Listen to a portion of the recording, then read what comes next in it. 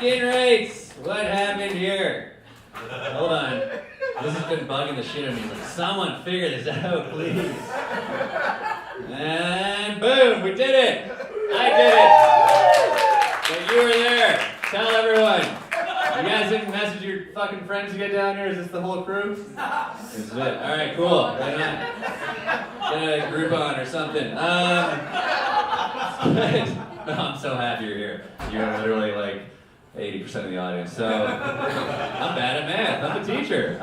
So this is good. You guys, I'm very pumped to be here. I just want to know though, are there any moms here tonight?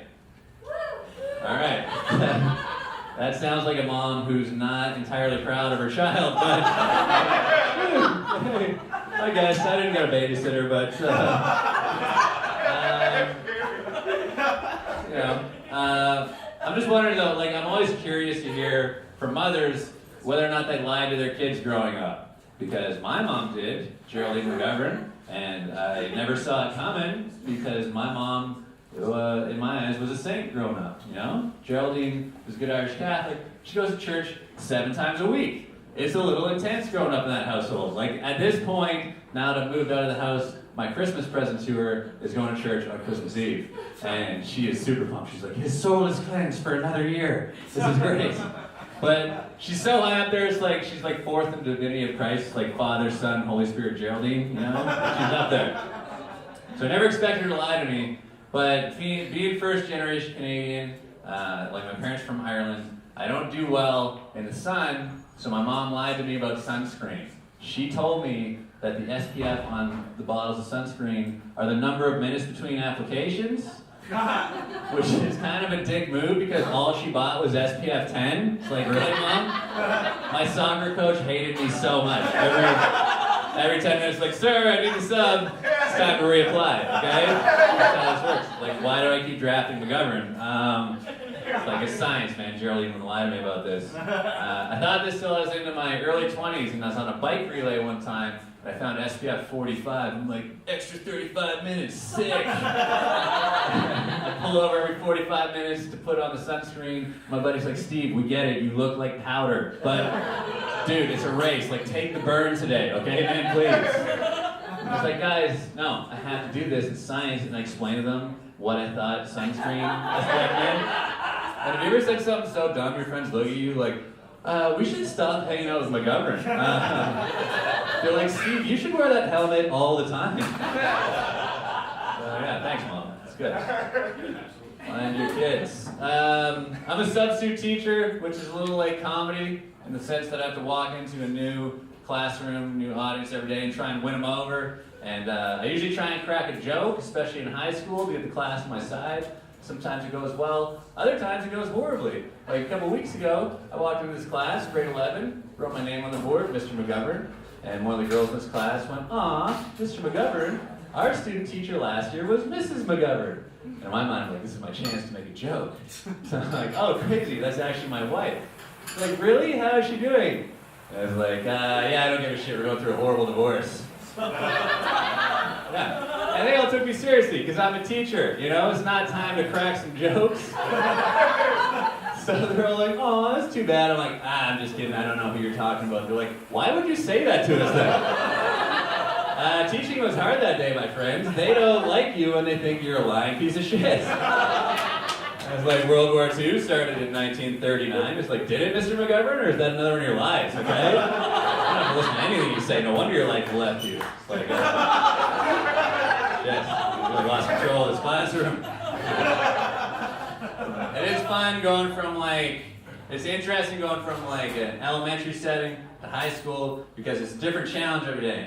That's how I try and approach it. I tell myself that, but sometimes I'll teach a class where like, I'm hopeful for the future, you know, it's like, give peace a chance, you know, and then other times I teach classrooms where I'm like, I'm glad Donald Trump's president, and I hope global warming is real, and it's actually going to speed up and kill us way faster, because these kids don't deserve a future, you know? Pretty standard substitute teaching thoughts. But going from like elementary to high school, you need different tactics to control the classroom. And I haven't quite figured out elementary, okay? Because one thing I've noticed that a lot of teachers are really good at elementary is being like fake Empress with really bad art. I have not mastered that technique. They'll be like, it doesn't look like my family. I'm like, no, that looks like a Rorschach test. What? But like in high school, I can control a high school classroom way better than elementary because you just have to lock down and control the lead dude in the class who's messing with you. It's usually a guy named like Nick or Chad. And my tactic is like if he's messing with me, like, hey Nick, I know why you're acting up. It's because you're trying to impress Sarah. And then he'll blush and get embarrassed because I called out his crush. Okay? Classic high school trope. But I can't do the same thing in elementary. I can't be like, hey Liam, I know you're messing with me. It's because you're trying to impress Natasha. Because he'll just look at me and be like, Natasha's gross. I'm like, shit. That did not work. And then I'll go over to Natasha and like, yeah, she is kind of gross actually. You should really blow your nose, Natasha. That's disgusting. Oh my God, you are a little germ sack.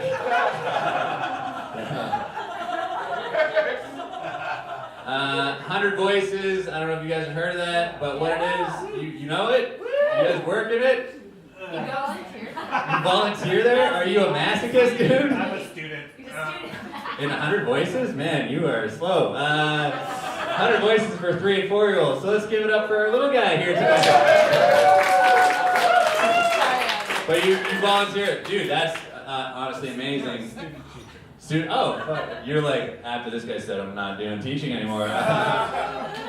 Okay, so yeah, it's a lot, man. And like, so 3 and 4-year-olds, I didn't know what it was when I took it because I saw 100 Voices. I'm like, oh, like music class maybe? And I walked in and I'm like, oh no, this is a mistake. Because kids at that age, I don't know how to control at all. My buddy asked me after I taught them what it was like teaching kids that young. And I'm like, it's like teaching Ewoks who got drunk and took mushrooms, okay? Like you walk in their eye, especially as a dude, you're like, whoa! And like you can't understand a word they're saying, but they treat you like 3-3PO. They're like, da, da, da, da, and they're like leading you around the class. I'm your leader. Please don't cough on me. That's what they do. They just cough. Like the first kid I talked to, I bent over and he just coughed right in the back of my throat. I was like, super gross. I did not get into teaching for this. So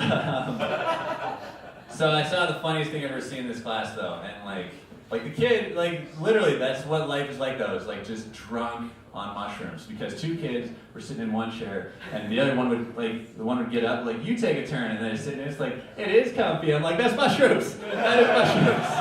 You know? One kid walked up to another kid, like told him his shirt was orange, it was actually purple, he started crying because of that. I'm like, that's mushrooms and booze. Another little kid like went and did a jailhouse kick on a block fort. I'm like, that's actually cocaine, but I was like screaming afterwards, you know?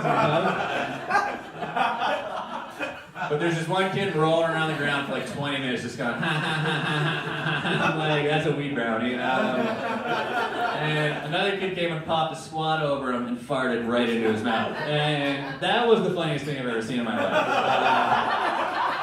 I started laughing so hard, but it got even better because the kid who had the fart blast into his mouth punched the other kid right in the dick. And I was laughing so hard I bent over. The first kid came over, coughed in my mouth again. I'm like, I don't even care at this point.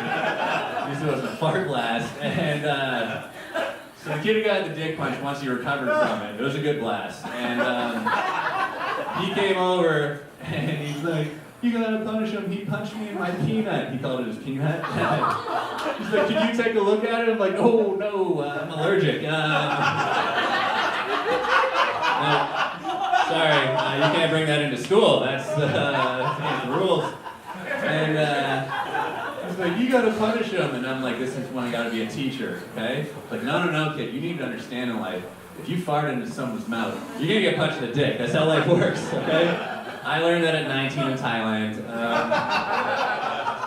You learned that in 100 Voices. Anyways, guys, you're going to enjoy the rest of your show. Thank you very much.